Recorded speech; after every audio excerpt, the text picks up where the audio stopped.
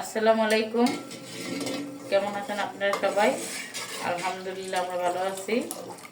আজকে চলে আসলাম পিঠার একটি ভিডিও নিয়ে। আজকে আমি বানাবো পাটিসাপটা পিঠা। অনেক আগে এটা রেসিপি দেওয়া হয়েছে, তো আজকে বানাবো তাই এটা একটু ভিডিও করলাম। তো আমি এখানে 1 কেজি দুধ নিয়েছি, দুধটা জাল করে নিয়েছি।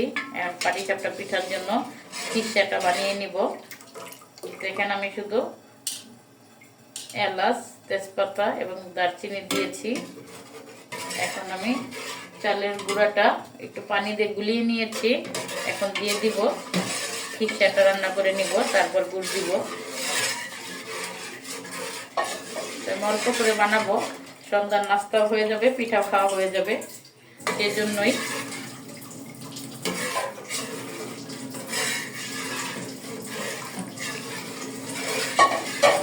এখন আমি চালের গুঁড়াটা ফ্রিজে রাখা ছিল, ওটাকে আমি একটু হালকা পানি দিয়ে গুলিয়ে নিয়েছি যাতে দলা হয়ে না যায়। এইভাবে দিলে দলা হয়ে যাওয়ার সম্ভাবনা তাই।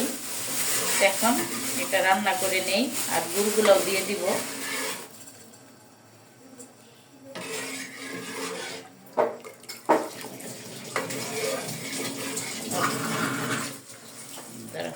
এখন আমি গুড়গুলো দিয়ে দিব। এই যে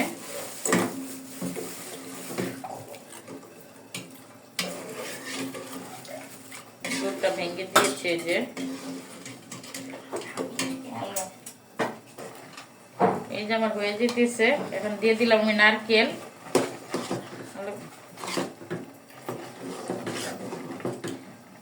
দিয়ে দিছি নারকেল। এখন আমি আস্তে আস্তে রান্না করে নিব। আর যদি আমি খেজুরের গুড়টা না রান্না করে চিনি দিয়ে রান্না করতাম তা একেবারে সাদা হইতো। তো খেজুরের গুড়টা রান্না করার কারণে ভিতরের খিরসাটা এরকম কালার হয়েছে। শুধু দুধ দিয়ে রান্না করছি, গুড়টা এখনো সম্পূর্ণ গলে নেই, যে আরো আছে। তো এটা হইতে হইতে গলে যাবে। নারকেলটা দিয়ে দিলাম। আমার পাটিসাপটার খিরসাটা হয়ে গিয়েছে। এই যে আমি নারকেল দিয়ে শুধু দুধ দিয়ে রান্না করেছি। তো এখন এটাকে আমি ঠান্ডা করে নিব। ঠান্ডা করলে একটু আরেকটু শক্ত হয়ে যাবে, তারপর আমি পিঠাটা বানাবো। তো যাই হোক, আমার খিরসাটা হয়ে গেল। আর খেজুরের গুড়টা এই জন্যই দিছি যে খেজুরের গুড়, শীতের দিনে খেজুরের গুড়ের আমেজটা অন্যরকম, তাই খেজুরের গুড়ের ফ্লেভারটা ভালো লাগে তাই। তো হয়ে গিয়েছে। আচ্ছা ঠিক আছে। পাটিসাপটা পিঠা বানানোর জন্য আমি এই যে গুলাটা গুলিয়ে নিয়েছি। এখন আমি পিঠাগুলো বানিয়ে নিব।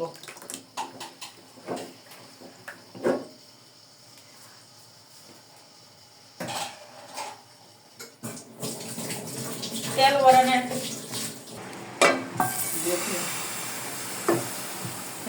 পিঠা বানানোর জন্য শুরু করে দিলাম পিঠা বানানো।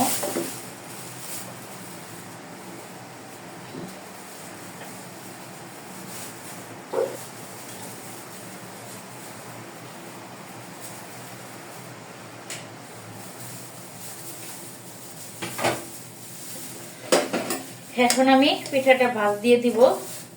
এই যে ভাঁজ দিয়ে দিলাম।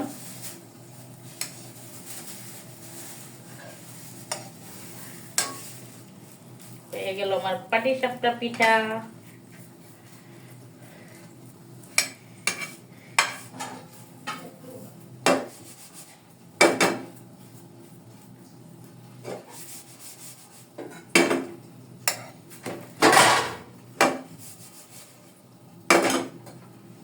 পাটিসাপটা বানানো খুবই সহজ। এই যে একটা পিঠা হয়ে গেল আমার। এই যে একটা পিঠা নামিয়ে নিলাম। এখন আবার দিয়ে দিব, কিন্তু প্রতিবারই আমি একটু তেল ব্রাশ করে নিব। এই যে একটা কাপড়ের সাহায্যে একটা টুকরা কাপড় নিয়ে নিয়েছি। ব্রাশটা দিলেও হয়, কিন্তু ব্রাশটা দিলে ব্রাশটা আমার কেমন নরম হয়ে যেতেছিল, তাই ব্রাশটা দিলাম না। আবার আরেকটা বানিয়ে নিতেছি।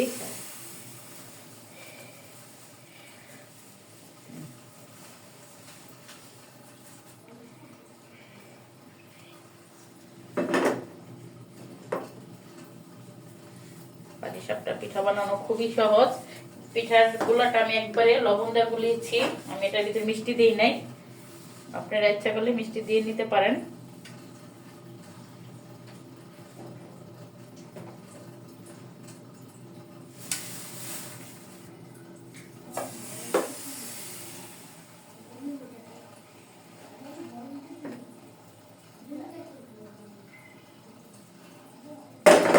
যে পিঠা আরেকটা আমি দিয়ে দিলাম।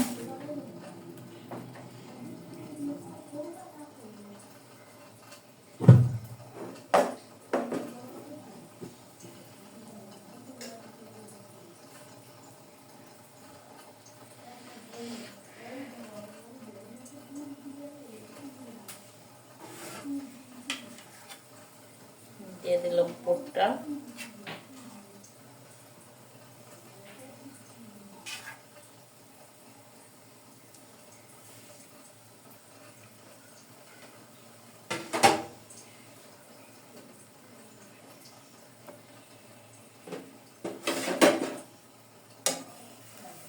বাসটা দিয়ে দিব।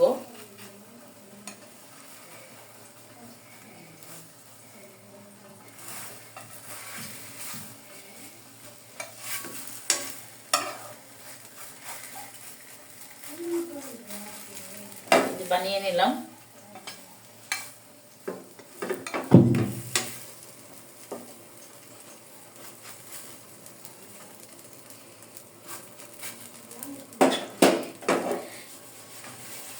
এই যে আমি এভাবে 3টি পিঠা বানিয়ে নিয়েছি, তো এইভাবে বাকি পিঠা সবগুলো বানিয়ে নিব। আর প্রত্যেকবারই আমি এভাবে এই তেলের মোচাটা দিয়ে দিব।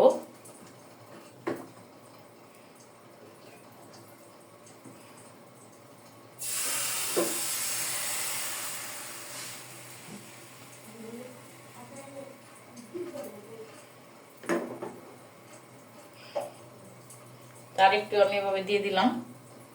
এইভাবে আমি সবগুলো পিঠা বানাবো।